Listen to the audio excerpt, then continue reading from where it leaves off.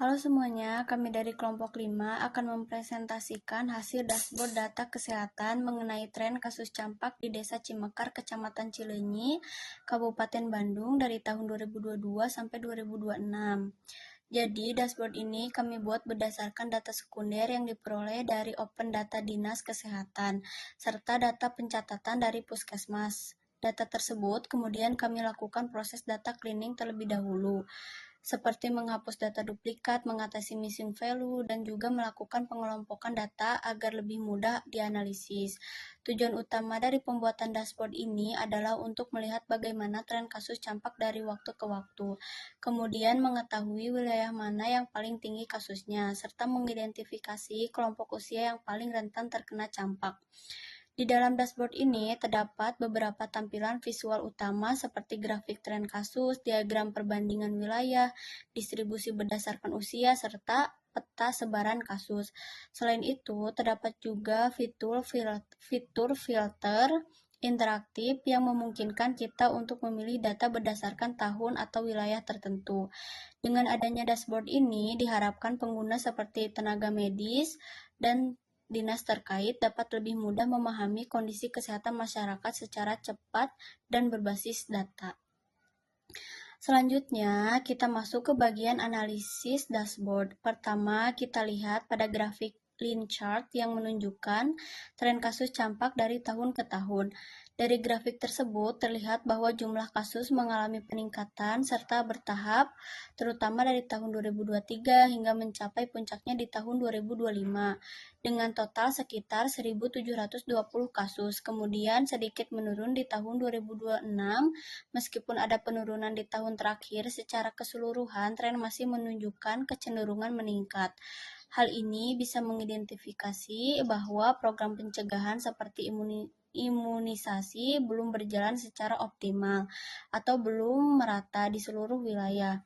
Kemudian, jika kita lihat lebih detail pada pola bulanan, terdapat kecenderungan peningkatan kasus pada bulan Maret hingga Mei, dan kembali meningkat pada bulan Oktober sampai Desember. Ini menunjukkan adanya pola musiman yang memungkinkan dipengaruhi oleh faktor lingkungan seperti musim hujan, kelembaban udara, serta aktivitas masyarakat.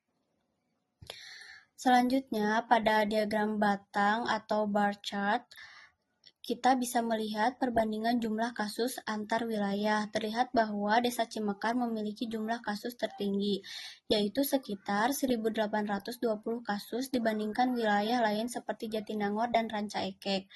Hal ini menunjukkan bahwa Cimekar merupakan wilayah dengan resiko tinggi dan perlu menjadi prioritas dalam penanganan.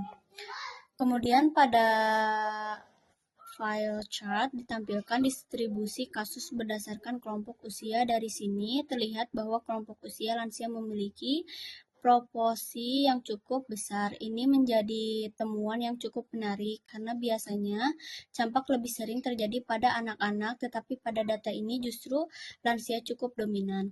Selain itu, pada peta atau map chart kita dapat melihat sebaran kasus secara geografis.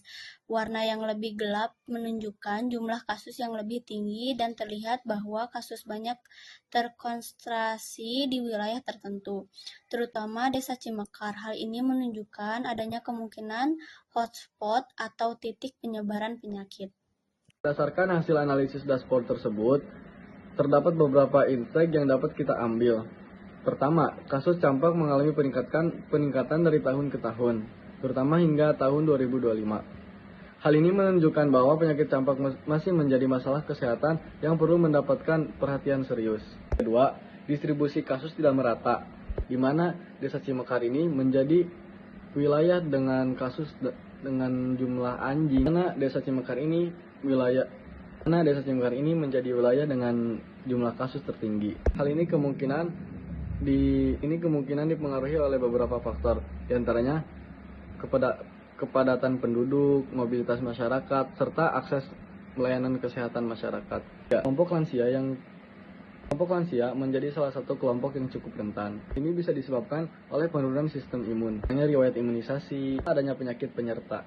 Tepatnya pola musiman di akhir tahun menunjukkan bahwa faktor lingkungan juga berperan dalam peningkatan kasus campak.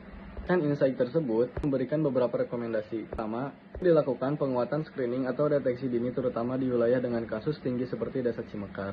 2. Kan edukasi kepada masyarakat, khususnya pada kelompok usia dewasa dan lansia. Pentingnya imunisasi dan pola hidup sehat. 3. Lakukan monitoring desa secara berkala setiap 3 bulan. Gunakan dashboard ini agar tren kasus dapat dipantau secara real time.